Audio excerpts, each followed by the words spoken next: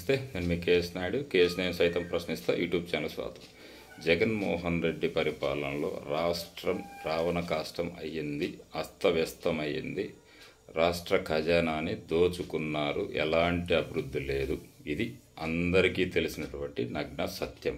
అయితే ఇవన్నీ నిజాలా అబద్ధాలా అనేది రోజు రోజుకి ఒక్కోటి బయటకు వస్తుంది. నిన్న పార్లమెంటు సెషన్స్లో రాజ్యసభ సాక్షిగా గత 5 ఏళ్లలో జగన్మోహన్ రెడ్డి సృష్టించినటువంటి సంపద కరోనా వచ్చినా కూడా 2018-19కి రాష్ట్ర జిఎస్డిపి 7.5 లక్షల కోట్లుగా ఉంటే 2023-24కి రాష్ట్ర జిఎస్డిపి 12.91 లక్షల కోట్లు ఉంది అనేది ఈ లెక్కలు అడిగింది ఎవరంటే వైసీపీ ఎంపీ వైవి సుబ్బారెడ్డి.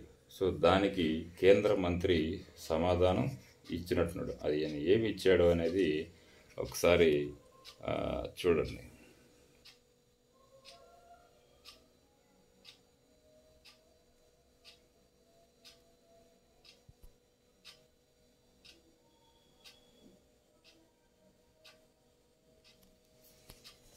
అర్థం కావట్లేదు కదా, సరే నేనే చదువుతా.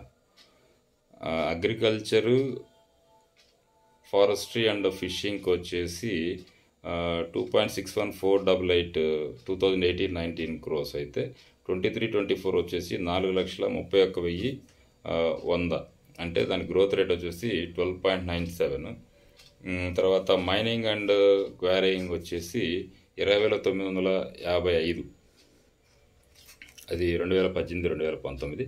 తర్వాత 2023-24 వచ్చేసి 32,259, అంటే 10.75% గ్రోత్ రేటు. తర్వాత మ్యానుఫ్యాక్చరింగ్కి వచ్చేసి 67,393 2018-2019కి. అదే 2023-2024 వచ్చేసి 1,29,806, అంటే 18.32% గ్రోత్ రేటు. అదేవిధంగా electricity, gas, water supply and others utility సర్వీసెస్కి వచ్చేసి 2018-19లో వచ్చేసి 13,297. తర్వాత 2023-24 వచ్చేసి 24,766, అంటే 17.25% గ్రోత్ రేటు. తర్వాత వచ్చేసి కన్స్ట్రక్షన్స్ ఫీల్డ్లోకి వస్తే 56,106. తర్వాత 2023-24 వస్తే 95,749, అంటే గ్రోత్ రేటు 14.13% గ్రోత్ రేటు. తర్వాత trade, repair, hotels and restaurants ఉంటాయి కదా, వాటి మీద వచ్చేసి 58,142 క్రోస్, ఇది 2018-2019. అదేవిధంగా 2023-24 వచ్చేసి 89,716, అంటే 10.86% గ్రోత్ రేట్.